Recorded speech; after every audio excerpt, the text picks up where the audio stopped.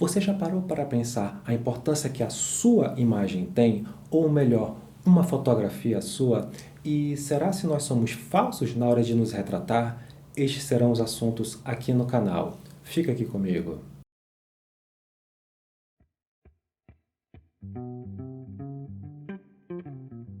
Antes de tudo, o que é uma imagem? Uma imagem é uma reprodução ou uma representação. Quando nós estamos falando de fotografia, ela é quase um sinônimo de imagem, porque uma fotografia ela também é uma reprodução e uma representação. E quando nós estamos falando de uma fotografia sua, ela é uma representação e reprodução sua. Parece óbvio, mas nós vamos aprofundar um pouco mais sobre este assunto, sobre a sua imagem. E eu volto na pergunta do vídeo anterior. Como é que estão as suas redes sociais? Isso vai parecer uma equação, mas se a sua rede social ela é uma representação sua por conter imagens e fotografias suas, ela demonstra quem você é. Uma imagem, ela não precisa ser exatamente uma fotografia. Poderia ser uma figura, textos, e isso pode demonstrar que uma rede social lotada de imagens, fotografias, muitas das vezes sem nexo, isso demonstra desorganização, acúmulo de coisas, pessoas que vivem do passado, quando ela começa a pegar uma fotografia daqui, outra que ela recebe ali, outra que ela encontra na internet aqui e começa a publicar, ela nada mais, nada menos está demonstrando que ela é uma pessoa desorganizada, acumuladora e que vive do passado, trazendo para a vida real. Imagina aquela pessoa que anda na rua, vê um objeto, pega e traz para casa.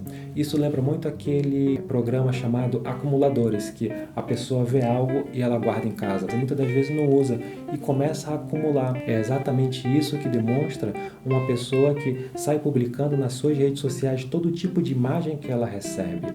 E, por exemplo, um criador de conteúdo ou uma pessoa que tem uma profissão, ela geralmente segue o enredo, ela segue exatamente o tema daquilo que ela conhece e não muitas coisas aleatórias. E isso demonstra muito quem são as pessoas nas redes sociais, da mesma forma como elas podem agir fora delas.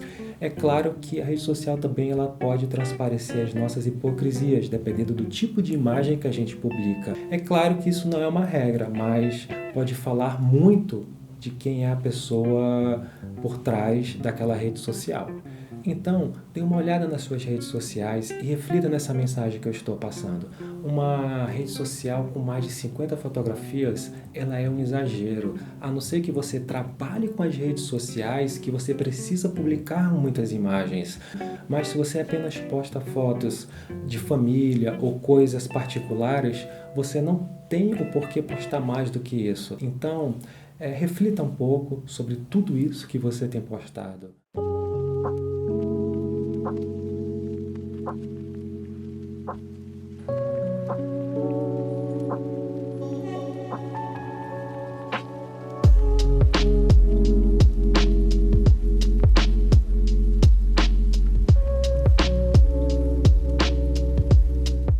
Agora vamos deixar um pouco de lado a rede social por si só e vamos falar um pouco do nosso comportamento pessoal. Eu não sei se todos que estão me assistindo conhecem o Winnicott.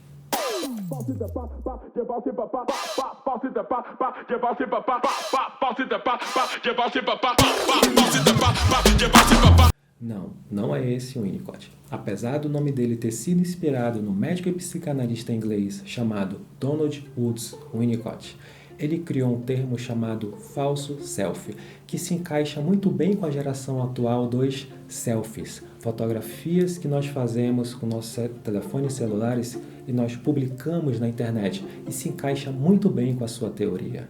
O Winnicott, como pediatra, ele observou que o comportamento de bebês e crianças que entravam em seu consultório se alteravam quando eles estavam na frente de seus pais e quando eles estavam ausentes, eles eram mais espontâneos. E isso fez com que ele aprofundasse seus estudos na psicanálise de Sigmund Freud e começasse também a estudar e chegou a conhecer Melanie Klein, que era uma psicanalista que começou seus estudos com seus próprios filhos. E segundo a teoria do falso self de Winnicott, a grosso modo falando, ele diz que O nosso comportamento se altera conforme o ambiente em que nós estamos. E isso acontece como um mecanismo de defesa da nossa mente. E eu vou dar um exemplo bem simples para você. Quando você vai para a igreja, por exemplo, você se comporta de uma forma. Quando você está em frente a seus pais, você toma cuidado em falar algumas coisas na frente dele. Quando você está na escola, na faculdade, no seu trabalho, quando você está próximo a seu chefe, próximo a uma autoridade, o nosso comportamento altera, ele não é espontâneo. É como se criasse um bloqueio em nós e nós vamos agir de uma forma mais cautelosa, vamos assim dizer. Esse termo criado por Winnicott tem muito correlação com algo que eu li nesse livro chamado A Introdução da Análise da Imagem, da autora francesa Martine Joly. E ela fala que na França tem um ditado que dizem que é o seguinte: as crianças devem se comportar como as imagens, ou seja, paradas. Mas você já viu alguma criança parada? Toda criança, ela é muito agitada, ela é curiosa, ela quer conhecer o mundo, tudo é novo para ela. Mas os pais geralmente querem que ela se comporte como adultos. E as crianças, elas criam esse mecanismo de defesa por temerem a seus pais.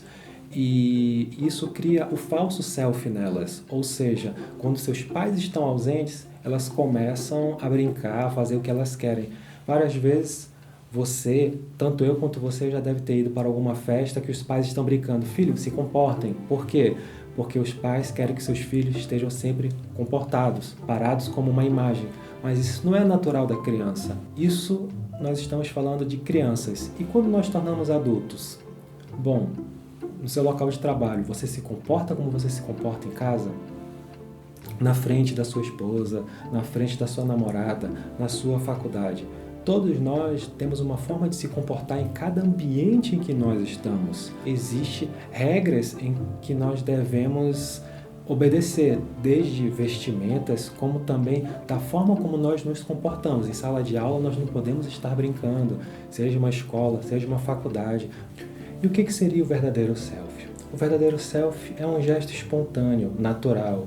É quando você está na sua casa e você prefere usar aquela roupa furada, você gosta de andar de chinelo, você quer quebrar todas as regras de etiqueta na hora de comer, come com a mão, com colher, ao invés de garfo e faca. Ou seja, é um ambiente onde você não se sente ameaçado por nada, você se sente confortável, que você pode ser quem você é mesmo. Da mesma forma que aquela pessoa que trata bem seu cônjuge, sua esposa, seu marido, na frente de todo mundo, chega em casa e começa a tratá-lo mal. Ou seja, é o seu verdadeiro self em ação. É aquela pessoa que se esconde dentro de uma capa. Mas, por falar em verdadeiro self, até isso hoje as pessoas estão falsificando. Não sei se vocês já perceberam, muitas pessoas tentam demonstrar uma pose espontânea, olho para o nada, como se estivesse numa percepção natural, correto? Falsificando o tal do verdadeiro self. Até isso as pessoas estão falsificando. Eu não sei se vocês lembram, alguns anos atrás, a atriz e cantora Dolly Parton, ela fez uma publicação na internet demonstrando que fotografia ela usaria no Tinder, no Instagram, no Facebook ou no LinkedIn. E isso viralizou. E acredito que isso seria uma forma de demonstrar exatamente como as pessoas se comportam diferente em cada ambiente. Ou seja, seria o falso self. Então, aqui fica uma pequena explicação, não foi muito aprofundada. É para leigos, a gente não pode usar muito bem termos técnicos para dificultar. Mas esse termo é muito interessante para nós sabermos que todos nós somos falsos. Nenhum de nós é natural. Apesar de muita gente achar que age em todos os lugares da mesma forma, eu te faço uma pergunta. Olhe o seu aparelho celular, veja as fotografias que tem nele. Todas elas se encaixam com o seu currículo? Aquela foto que você está segurando uma cerveja, algumas pessoas estão dançando até o chão? Com certeza não. Eu nunca conheci uma pessoa que haja de forma informal durante uma entrevista de emprego na frente do seu recrutador. Por quê? Existe uma forma de se comportar em cada ambiente. E através desses estudos, eu percebi que é muito difícil nós sermos verdadeiros. Nós sempre tentamos maquiar algo nas nossas vidas. Por exemplo, quantas vezes você recebeu visita em casa e você arrumou ela antes de receber visita? Ou até os seus pais falaram: Vamos arrumar a casa porque nós vamos ter visitas. Se arrumem. Isso é muito natural. É uma maquiagem, porque qual é a verdade? É uma casa desorganizada, mas nós queremos mostrar para as outras pessoas que nós somos organizados. Quando nós assistimos aqueles programas de reforma, onde os arquitetos fazem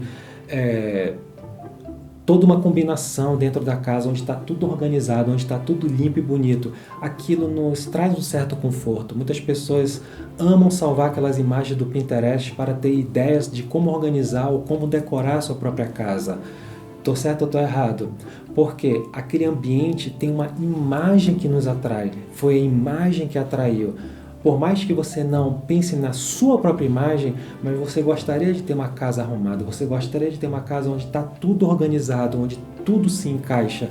E esse é o trabalho do arquiteto. Ele vai deixar aquele ambiente confortável para você. Agora, quando você vai para uma casa desorganizada, suja, como é que você se sente? Você só quer ir embora. E isso não tem nada a ver com você ser rico ou você pobre, você ostentar ou você não ostentar objetos. Eu já fui muitas vezes em casa de idosos que é aqueles azulejos bem antigos, objetos velhos, mas é uma casa organizada, uma casa limpa, que nos atrai. Por que ela nos atrai? Porque a imagem dela nos traz um certo conforto. É como se a gente estivesse se sentindo em casa. Da mesma forma que é as nossas redes sociais, ela é a nossa imagem, ela é a nossa representação. Então, da mesma forma que uma casa de uma idosa rica, uma casa de idosa pobre, se tiver tudo bem organizado, com certeza você vai trazer uma boa imagem sua. Então é isso, pessoal. Eu espero tê-los ajudado nessa questão sobre a nossa imagem, como nós nos representamos, e lembrando que a sua imagem ela é o reflexo da sua rede social, da mesma forma como a sua rede social ela é uma extensão da sua casa. Então, eu espero ter sido claro e objetivo, da mesma forma como o psicanalista Winnicott ele foi nos seus livros. Eu peço desculpas se eu fui um pouco complicado nos temas que eu abordei agora. Qualquer dúvida, deixe aqui embaixo nos comentários que eu tentarei ajudá-los da melhor forma possível. Eu quero cada vez mais destrinchar um pouco sobre esse tema imagens para que nós possamos cada vez mais entender como nós nos relacionamos com a fotografia. E é isso, pessoal. Semana que vem nós estamos aqui de volta e até breve.